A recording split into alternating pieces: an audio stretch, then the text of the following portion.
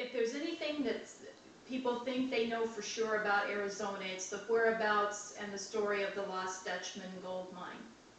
My family owned land near what is now the Goldfield tourist attraction, and so I grew up on those legends, and they were fun, I must admit, but I think even more fun is debunking some of the myths and assumptions over the years about the Lost Dutchman and his mine.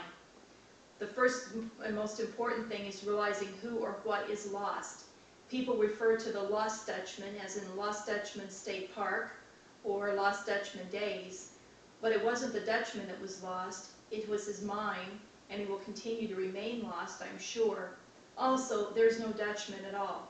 The Dutchman involved was an individual who was German by the name of Jacob Waltz. He was born in 1818 in Württemberg, Germany.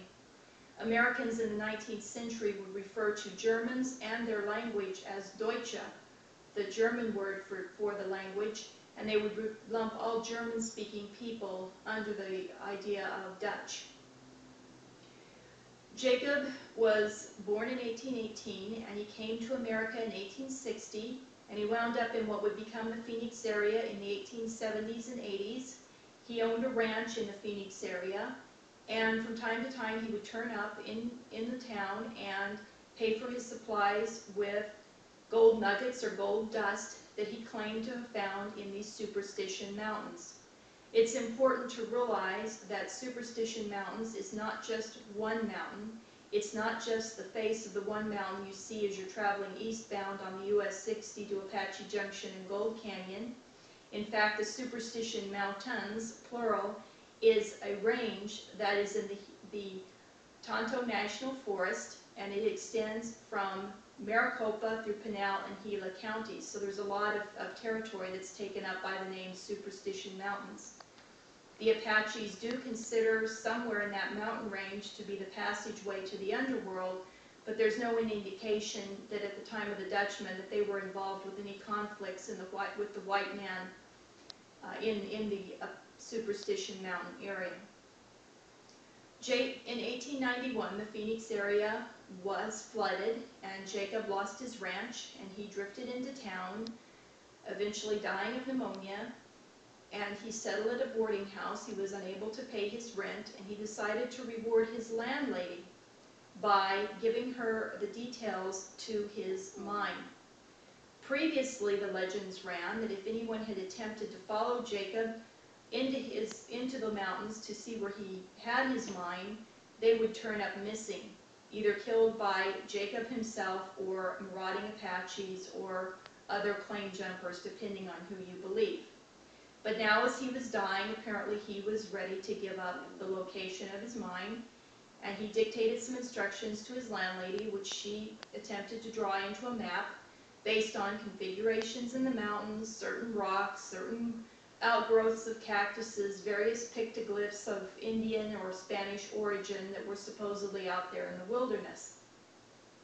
The landlady later admitted that Jacob was coming in and out of consciousness, dying at the time of pneumonia, and that she and her son were drinking, and that at one point they tried to reproduce the map as a mirror image.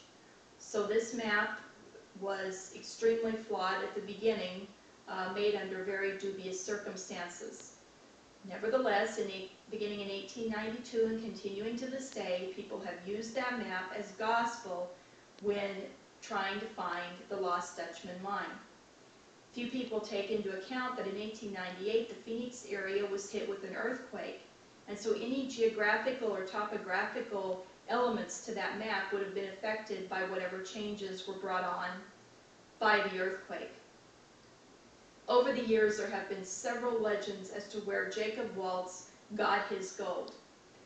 The first deals with a Spanish or Mexican family by the name of Peralta, who supposedly mined gold in the Superstition Mountain area, and in the 1840s, as they were trying to pack out a mule train filled with gold, that the mules and the men were massacred again by marauding Apache Indians.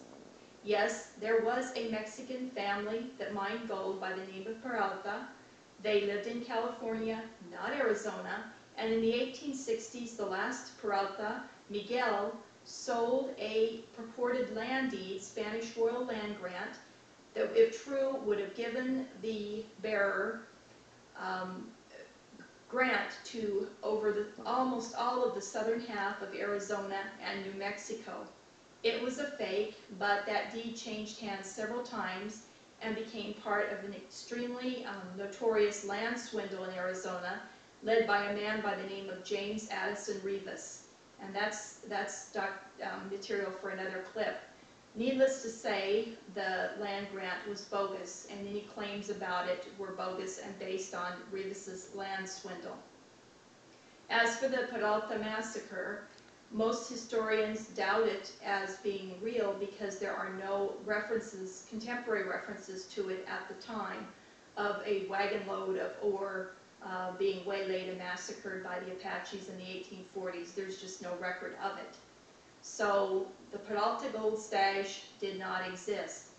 Another tale was that a doctor by the name of Thorne had treated some Apaches kindly, and in return had been led by them to a gold mine where he was allowed to take some gold and then blindfolded and led away, and he never found the gold again. There was a Dr. Thorne that was attached to an army base in New Mexico, not Arizona, and again, there's no evidence that the Apaches ever traded in or used gold as any form of trade medium. So there's no evidence to that story either.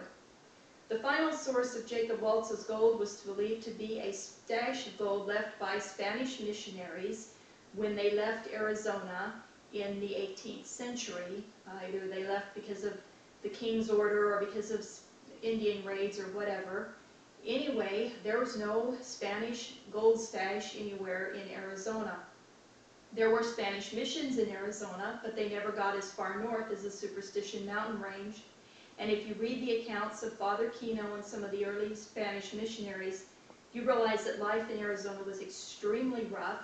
There was no gold or silver to stash, and so they would not have had to stash it as they left. There was no evidence that they were hiding or stashing or sending around mule trains full of gold or silver. So likely Jacob Waltz was finding gold, trace amounts of which are up there in those mountains, and he was bringing it down, and he was letting people think whatever they wanted to think about where he got his gold. There's been legends that ever since that time, people go up in those mountains and they never come back, and they're found dead and mauled or shot or other horrible things. Again, the Apaches are blamed. The most notorious death of which was in 1930, a man by the name of Adolph Ruth, who claimed that he had gotten a copy of Jacob Waltz's map, supposedly by a descendant of the Peraltas, went up to the Superstition Mountains and never came back. A year later, in 1932, he was found dead, his body partially dismembered, and 2 bullet holes in his skull. The death was not investigated at the time as a homicide, so there was no indication that Indians or anyone else was involved, except for the fact that there was 2 bullet holes supposedly made from a high-powered rifle from the back of his head. More likely, Ruth, dying of exposure, had been finished off by a fellow claim jumper, and there's no indication that the Apaches were involved in it. And actually, many of these legends, unfairly, I think, disparage and stereotype the Indians and or German people unfairly by trying to say that they are responsible for all of the strange disappearances and deaths in these mountains. People continue to go up in the mountains, and they continue to get lost and not come back and die, and usually they're found dead of exposure. These mountains are very rough, they're very rugged, people don't realize how far the distances are, and if you're not an experienced mountaineer, you can become easily disoriented and lost. My personal theory is that the Lost Dutchman mine will remain a lost mine. Even if one does find gold up there, it would be very hard to prove that that was the exact source that Jacob Waltz used. Personally, because of the roughness of the terrain, I wouldn't even try it. So that's it for the story of the Lost Dutchman mine. It's a mystery, it's a fable, it's bogus, and it'll never be found.